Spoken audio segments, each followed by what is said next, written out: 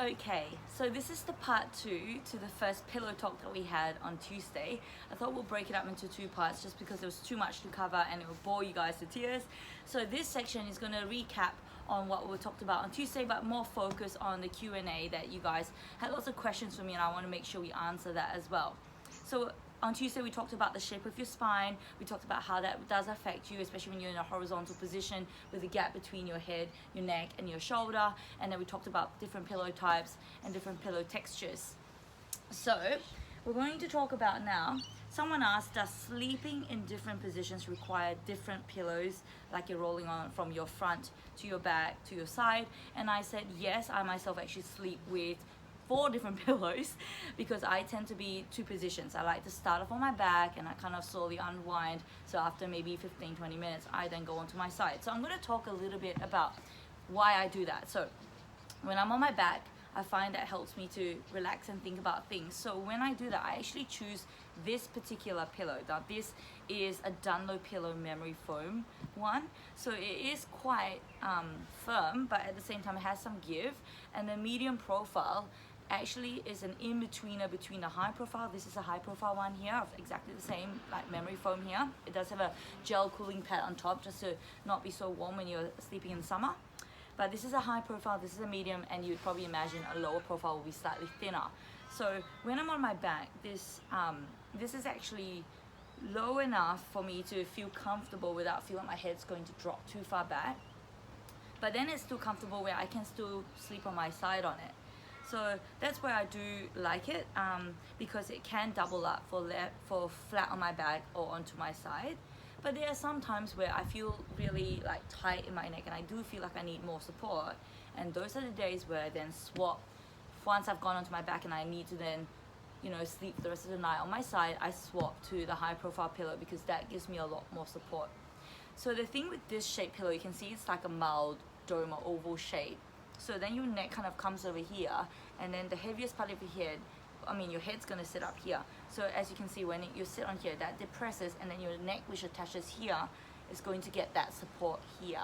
So this is a different shape to the squiggle or the peanut shaped one that's out there as well. I think that one with the squiggle shape tends to be more of a raised curve up here and drops inwards, so that when you lay down, your head drops into the hollow and that your neck actually gets pushed up into by the pillow. So I think that one will be really good for people with very broad shoulders or very muscly, and you do need the extra support to hold the rest of your body upwards while your head comes down. Okay, does that make sense? So if you're a very broad shoulder or a bigger person, more muscular, or just feel like you need a bit more of a lift, then you can opt for the higher profile pillow. Just be aware that looking at the neck distance between the base of your head and where your neck joins to the rest of your body does matter. So if you've got like a shorter neck and then the curve is quite a big distance, you might actually find your head stuck on that slight curve here rather than actually sinking into the hollow. So you might just really want to see how that's going to fit in so that you're going to get the best out of it. If you're not sure if your neck is too short and that hollow that they're providing is too high, then you might just want to opt for like a dome like this, because that's a bit more generic. It's not going to force your neck into this almost traction position. So if you're laying on your back, I would say you can probably get away with a medium profile here, but probably ideally, if you're mostly a back sleeper, you should try and pick a lower profile pillow. So whether or not it's a low profile memory foam, or even a feather pillow, because as you can see, the feather is a lot more sinky. So once you're on a feather, if you're lying on your back, that gap between the rounded part of your head and the rounded part of your mid back is much less than if you're on your side. This big shoulder comes out. So when you're on your back, that's why you need a flatter pillow. You don't want to have a really high one like this that's going to force you into sleeping in this high position and jam up like all the side bits and also overstretch that back. You want to try and keep your spine in as neutral position as possible. Neutral being like as if you were standing up straight. So yeah, so if you're a back sleeper, I would recommend having your flatter profiles, or even a feather pillow that you can kind of sink down to with a minimal support. I think someone even asked me if sleeping without a pillow is okay if you're on your back. And I would say yes, that's completely fine actually, if your mattress has got a little bit of give in it as well, so that the mattress, if it's got a little bit of give, is going to allow your bum to sink in and your mid back to sink in, so those little curves that stick out is being supported, and then the rest of it kind of still sits on top. So I think that's still okay depending on the firmness of your mattress and also your body type. So probably that would work for someone who's quite slightly built, who's not got like, you know, a big protrusion through your bum or even through that mid back. If you've got a massive curve here, then, you know, you want to make sure that everything, all the curves are supported evenly. But if you're pretty, you know, slightly built and small size and pretty, you know, straight up and down, then probably sleeping on your back without a pillow would be okay.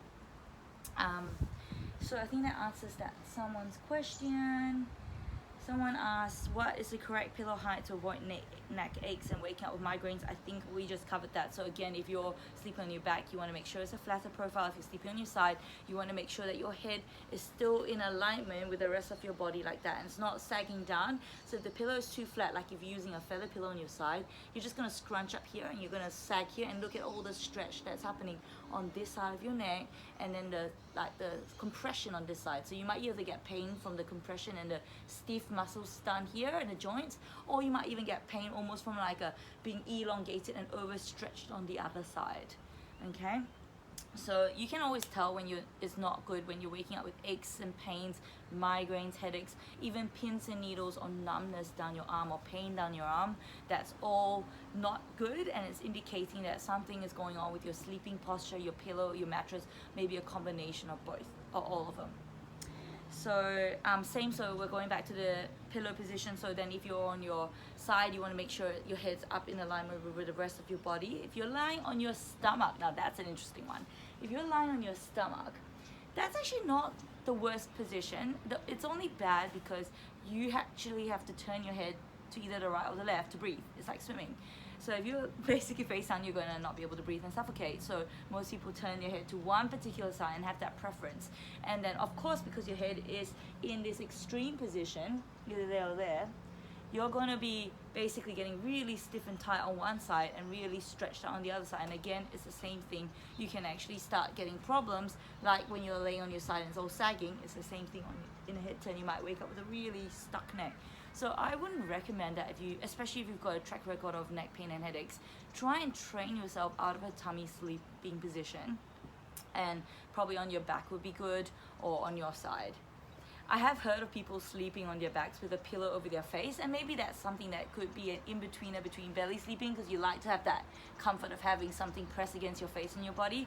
You could try, you know, a weighted blanket over your body so that pressure is still there, and maybe even try like a feather pillow where you can still breathe and pop that on your face, so you've still got that almost that you're being snuggled or smothered feeling.